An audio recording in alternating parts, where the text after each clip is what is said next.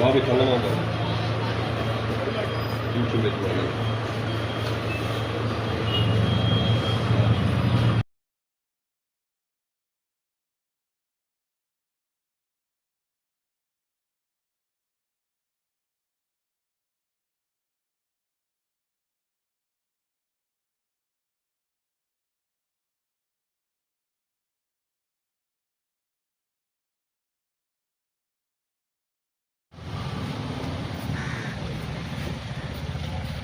సావధాన్.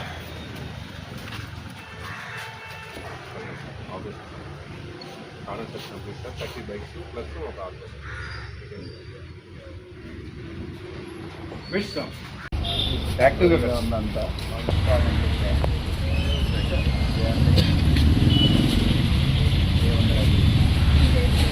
ముప్పై బైక్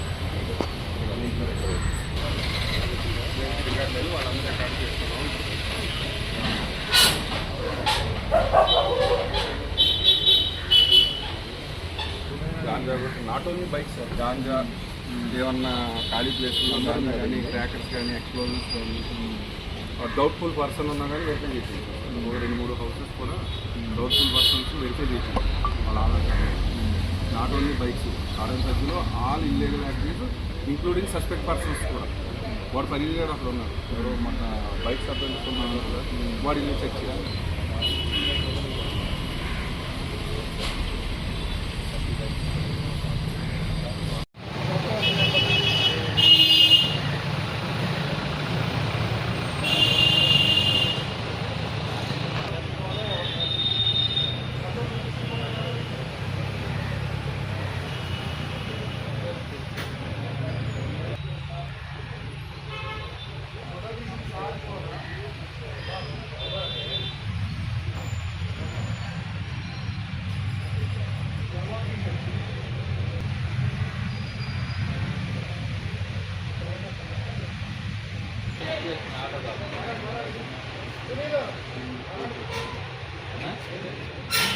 వనండాల్ ఈరోజు గౌరవ డీజీపీ గారి ఆదేశాల మేరకు, మన ఎస్పీ గారి ఆదేశాల మేరకు మచిలీపట్నంలో ఎనీ కాంట్రా కానీ ఎన్డీపీఎస్ మెటీరియల్ కానీ ఉందా, ఇల్లీగల్ వెపన్స్ ఏవైనా ఉన్నాయా, దాంతోపాటు సస్పెక్ట్స్ ఎవరైతే ఉన్నారో వాళ్ళని చెక్ చేయటం, యాజ్ వెల్ యాజ్ ఈ స్టోలెన్ ప్రాపర్టీ కానీ అన్ఐడెంటిఫైడ్ ప్రాపర్టీ కానీ ఏదైనా ఉందా అనే దీంతో ఇనకుదురుపేటలోని ఒగిస్పేటలో కోఆర్డినేట్ సెర్చ్ నిర్వహించడం జరిగింది.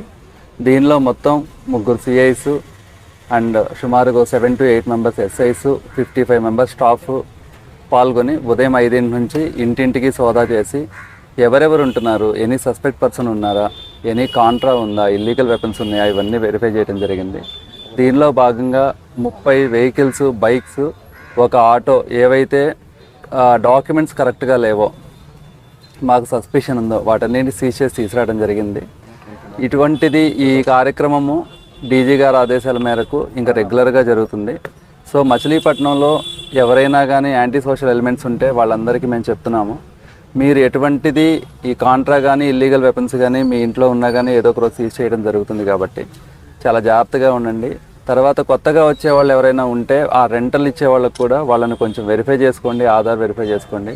వేరే రాష్ట్రాలకు సంబంధించిన వాళ్ళు ఎవరైనా వచ్చినా కానీ వాళ్ళ ఆధార్ వెరిఫై చేసుకొని ఆ ఇంటిమేషన్ మన పోలీస్ స్టేషన్కి కూడా ఇస్తే మనం మానిటర్ చేయడానికి ఈజీగా ఉంటుంది. Thank you. ఒకసారి ఒక 25 చిల్డ్రన్స్ ఎవరైతే ఉన్నారో వాళ్ళని పట్టుకున్నాము. అది ఫస్ట్ టైం ఆఫెన్స్గా భావించి వదిలేసాము. ఈసారి మళ్ళీ నెక్స్ట్ ఈ వీక్లోనే మళ్ళీ డ్రైవ్ పెడతాము. ఈసారి సుమారుగా ఒక 5,000 దాకా ఫైన్ పడుతుంది. సెకండ్ అఫెన్స్ కాబట్టి 3 years పనిష్మెంట్ కూడా వచ్చే ఛాన్స్ ఉంది.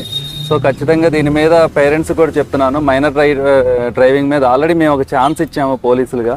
సో ఇంకోసారి ఛాన్స్ తీసుకోవద్దండి. ఈసారి మాత్రం ఖచ్చితంగా సీజ్ చేస్తాం, మీ అందరిని అరెస్ట్ చేస్తాం, పేరెంట్స్ని అరెస్ట్ చేస్తాం అని చెప్తున్నాను. Thank you.